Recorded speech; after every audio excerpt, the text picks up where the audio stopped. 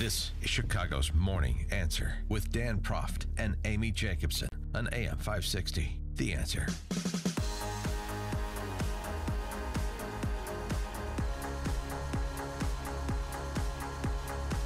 Good morning, Dan and Amy. This is an interesting new book from an interesting place. Of course, you know, Amy, my affinity for George Mason University because it has produced such great minds. Well, it features such great minds as Walter Williams, Tyler Cohen, and our next guest, Bryan Caplan. He's a professor of economics at George Mason. He's the author of a provocative new book, The Case Against Education. And I think there's more to it than meets the title, but that's what you're supposed to do with book titles. Tease people. Right. To get them to read it. You to buy it. Let's talk a little bit about that with Professor Bryan Caplan, who joins us now. Bryan, thanks so much for joining us. Appreciate it. I am delighted to be here. So here's the thing. When you have somebody who's got a BA from Berkeley and a PhD from Princeton in economics say that we should ignore the education system in its current form, it seems to be like, you know, the rich telling the poor not to worry about money, isn't it? Well, I mean, I think of myself as a whistleblower, so I've just Okay. seen so much waste from the inside for so long. I just think taxpayers ought to know what's going on. And what is going on? What is going on? Yeah. What's going on is that the government spends almost $1 trillion a year teaching people stuff that they are most of which they're very unlikely to ever use in the job, that the kids find boring. Right, and so, you know, as I say, you know, like if you're not going to use it and you don't enjoy it, then really, what else can you call it except wasteful? Well, can you give me like more concrete examples of wasteful spending in education? Yeah, sure. I mean, you know, just one example. So, you know, like almost every high school in the country has a foreign language requirement. Almost all colleges have foreign language requirements, and yet virtually no one successfully learns foreign languages in American schools. So true. So it's not like you're ever going to use these languages. Thanks to immigration, there's always plenty of people who are actually fluent in the languages for any job where someone actually needs a fluency in the foreign language. So why go and make people spend 2 or 3 or 4 years studying a language they're never going to use and don't enjoy? Well, there's also this seems to me, and I think you point this out as well, the inertia behind doing things the way we've always done it in spite of the evidence. So we've known for 30 years that kids best learn foreign languages in grade school, but the mandates, as you were saying, the requirements are at the high school and collegiate level. Yeah, and of course the way people learn is by immersion, but that's not the way that classes are generally run either. Or you can just look at things like teaching of history, where like the amount that people actually learn is next to nothing. And yet again, we spend years on this. But I mean, what's really striking is just how low retention is. So it's one thing to go and see what people know the day of the final exam, which isn't that great, but it's still something. But you come back and look at what adults actually remember from the classes they took. That's what's really dismal, and again, next to nothing. So I mean, of course, it's always easy to say, why don't we just redouble our efforts? But when we put in almost $1 trillion a year into this stuff and we get so little, so, that's when it's time to back away and think there's probably better ways of spending the money. And so, are we talking about the emergence of online and having kids watch TED Talks and otherwise be around people in particular disciplines or professional callings? That's the way to learn? Well, I mean, for things like that, those are great for people who actually are curious about the world, which unfortunately is just a small subset of kids.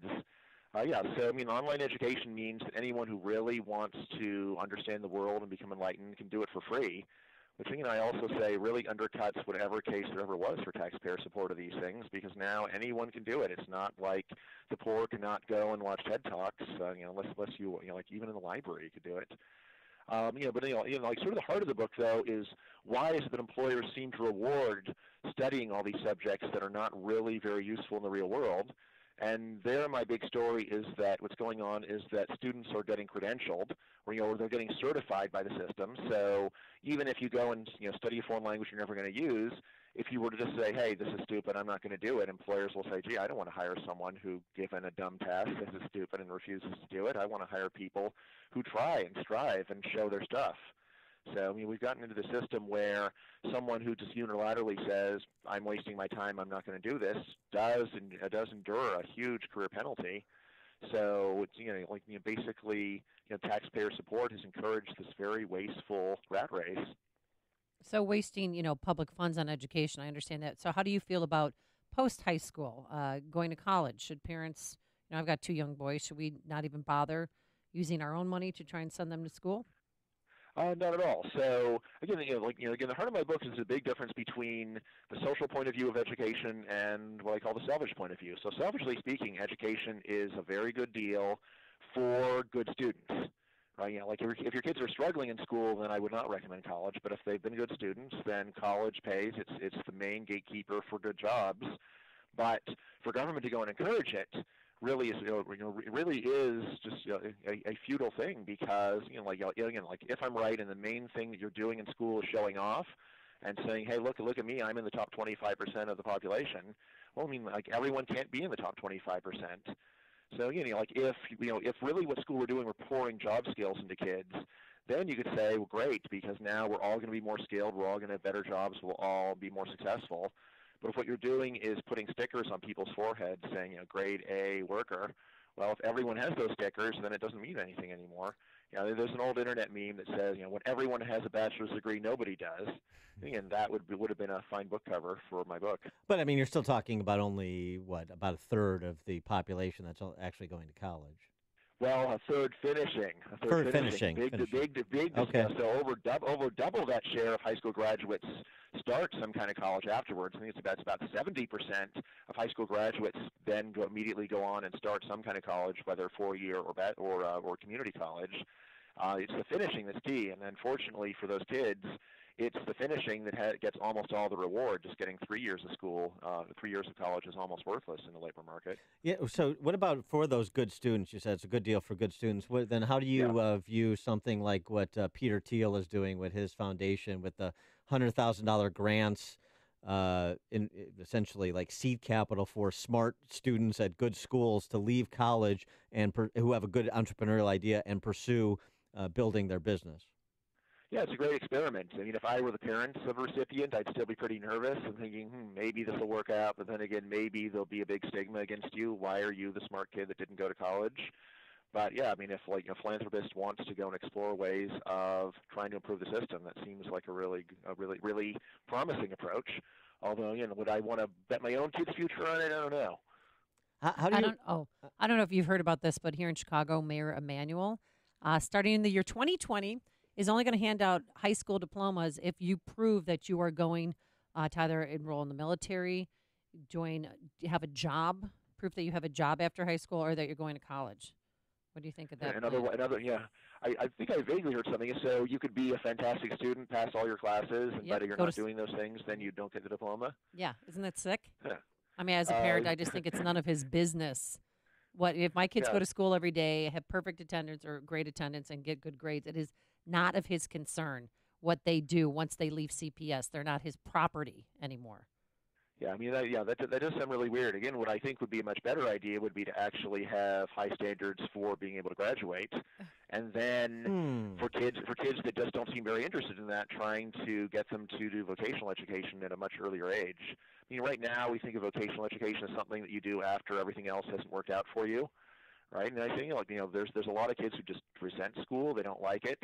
They'd like to do something practical, but the current system is so geared towards college that by the time that they have a choice, they're very resentful. They don't feel like trying something else after having been told their failures 3 other times. I get the idea of more latitude and more choice with respect to pursuing a vocation versus the kind of the traditional liberal arts education. But what about the argument that's made more recently and perhaps most aggressively by Jordan Peterson up at the University of Toronto and others? Is it just romantic to say, well, education is about learning to think, learning to make arguments. It's not about memorizing every Shakespearean play, but it is about exposing yourself to the broad range of art and intellectual thought across a range of disciplines, and that's sort of intrinsic to being a good citizen and living the life well lived.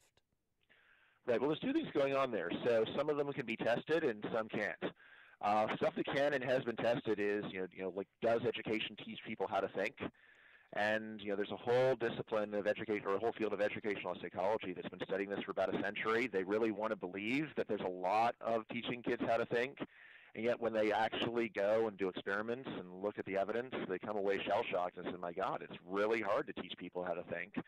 It's just, usually you're actually lucky if kids learn the exact material they're taught. Learning how to think is such a moonshot that, it looks very difficult. Now, saying, isn't that an intrinsic part of a life well lived? In the book I say yes, but I also say that you can't conscript people into that. Right. So yeah, you have to wait for someone to come around to being curious about ideas and culture in his own good time. And the way that we just try to ram it down kids' throats, when you're between the ages of 5 and 22, sounds unpromising. And if you just look at what college graduates know about this stuff, like when people are forced to study something they don't want to, no matter how intrinsically valuable it is, the main thing that you get is just some lip service. They just learn the minimum they need in order to get the grades, and then they forget it and move away and probably resent it too. So so again, that's where I think online education is doing great work. It's giving people the enlightenment that they're interested in when they finally get around to feeling like it, which might be when you're 40 or 50 or 70. One of the things your colleague Tyler Cohen suggests, and I think he wrote a piece in his a post in his Marginal Revolution blog about his interaction with you on this topic, is that people that are wealthy or people that know people that are very talented, very successful, they don't realize their friend circle, their kind of social circle, is as much of an educational tool as it could be. In other words, exposing their children to somebody who's very successful in business or very successful in the arts or whatever that are within their circle of influence. And he, I think, mentioned an example where you brought your kid to him to teach, to have Tyler teach your kid something that, he thought was important for kids to learn. We went to Tyler's house to see his art collection. Oh, okay. All right. So what about that? What about that supposition that Cohen makes? Yeah, well, so if you've got people like that and if your kid has at least some remote curiosity, then yeah, I think it's a great approach. So my kids actually went in thinking his art was terrible, and they went away saying, oh, a little bit of it is okay, but most of it was even worse than we thought. Tyler owns a Jasper Johns, which is looks like a bullseye target, and they're like, what the hell is that thing? It's like, and I said, oh, the thing's $50,000. Like, are you crazy? Yeah, if you have people like that, that's great. Like the real crucial ingredient for just for enriching education is the students got to have some kind of curiosity. It's one thing to be like, I don't know, maybe I can work with that, but if the kid's like, this sucks, I hate this. All right, well, then you just need to wait for that kid to come around, and maybe the kid will never come around. But going and saying, sit down, shut up, you're going to learn about opera now, seems like a terrible approach to me.